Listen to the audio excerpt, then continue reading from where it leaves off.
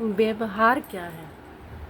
तो व्यक्ति, एक बच्चे का जब जन्म होता है तो परिवार में और स्कूल में उसे जो कुछ भी सिखाया जाता है या समाज में जो कुछ भी वह देखता है, सुनता है, सीखता है, वही उसका व्यवहार बन जाता है। किसी भी बात के प्रति प्रतिक्रिया करना ही व्यवहार है।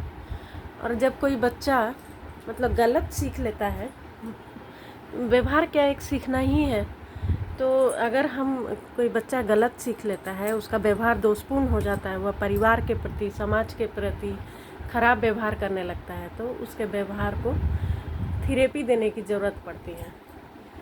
इसे ही बिहेवियरल थेरेपी कहते हैं, किसी के व्यवहार को सुधारना।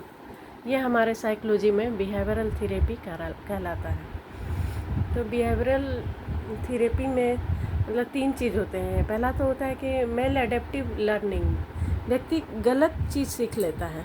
जैसे मान लीजिए कोई बच्चा है, वह सिगरेट पीना सीख लेता है या शराब पीना सीख लेता है, तो वो क्यों सीख लेता है? तो देखता है कि जब उसे बहुत अधिक टेंशन होता है, एग्ज़ाम का बहुत अधिक टेंशन है, तो वह शराब पीने लगता है, जिससे कि उसे राहत मिलता है। तो इसमें 3 बिहेवियर काम करता है: maladaptive behaviour, antecedent behaviour and maintaining behaviour. तो एंटीसीडेंट बिहेवियर क्या हुआ? उसका एग्ज़ाम है, एग्ज़ाम से उत्पन्न होने वाली चिंता है।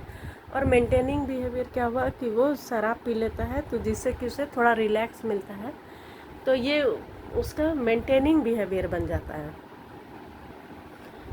और बिहेवियरल टेक्निक है जो व्यक्ति के व्यवहार को सुधारते हैं, वह 3 तरीके से होते हैं।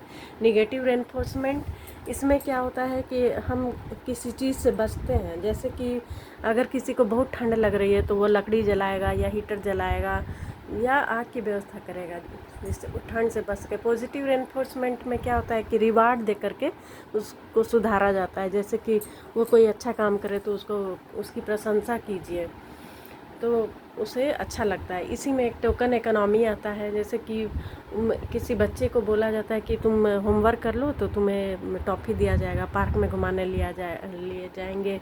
इस तरह से इस चीज़ को वह जमा करके रखता है, और जब उसका एग्ज़ाम हो जाता है, अच्छा रिजल्ट करता है, तो वो बोलता है कि हाँ, आप मुझे घुमाने ले चलो, टॉफ़ी दिलाओ।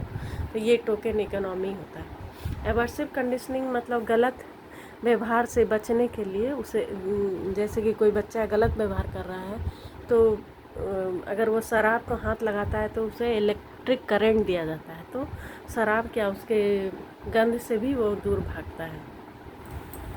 तो इस तरह से किया जाता है। वोल्पेनोफोबिया, जिसमें कि जिसे दुर्भीति कहा जाता है, जो मैंने बताया था अपनी वीडियो में, जिसमें कि डर बना रहता है। किसी को ऊंचाई से डर, किसी को अंधेरा से डर, किसी को छिपकली से डर, किसी को जानवर से डर होता है। तो उसको कैसे दूर किया जाता है? तो उसको सिस्टमेटिक डिसेंसिटाइजेशन द्वारा दूर किया जाता है।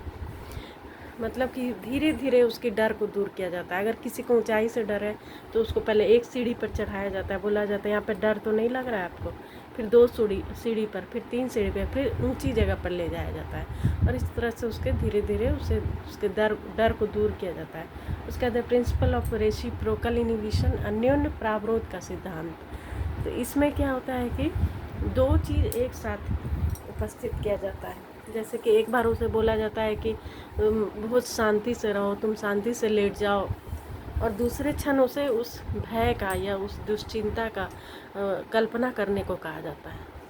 तो एक बार उसे शांति से रहने और दूसरी बार उसे उस परिस्थिति में जाने के लिए कहा जाता है, और इस तरह से 2 चीज़ एक साथ करके उसके डर को खत्म किया जाता है।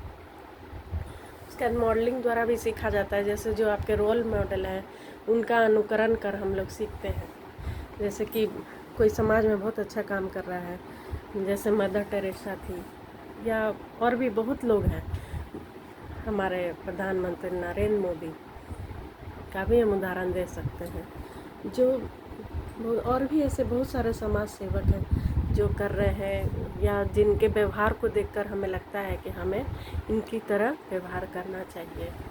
तो इस तरह से व्यक्ति अपने व्यवहार को सुधारता है और मतलब समाज में एडेप्ट कर सकता है, समाज के अनुकूल अपने व्यवहार को बना सकता है, और जिससे कि वो समाज में प्रशंसित भी होता है।